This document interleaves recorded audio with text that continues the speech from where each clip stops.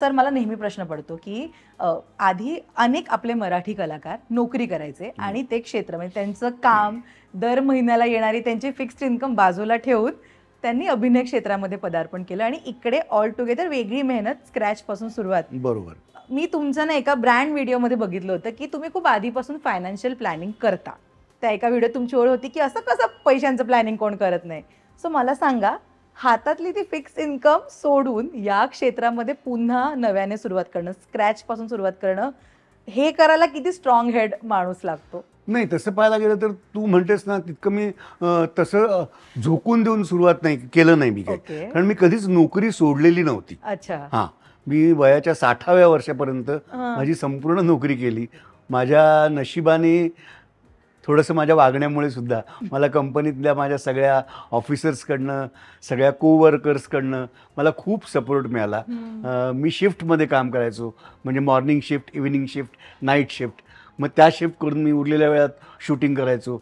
आणि सगळ्या मित्रांनाही माहिती होतं की मी असं काम करतो, त्यामुळे ते तितकाच छोटा रोल किंवा तशाच प्रकारचं काम मला द्यायचे.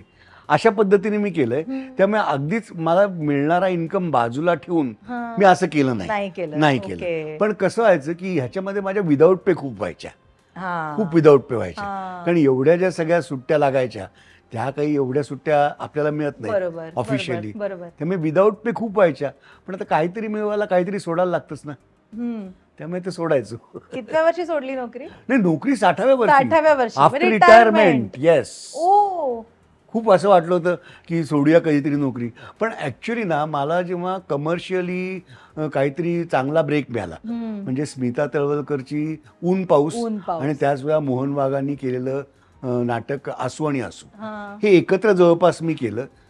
ते माझे खरे दोन्ही असं कमर्शियली सक्सेसफुल किंवा मेन स्टोरीमध्ये सिरियलमध्ये काम असलेला नट असं झालं होतं. पण तेव्हा माझा मुलगा जस्ट SSC झाला होता, त्याचं सगळं करिअर होतं. आता ह्या याच्यावरती मी नोकरी सोडून एवढी माझ्यामध्ये हिंमत नव्हती.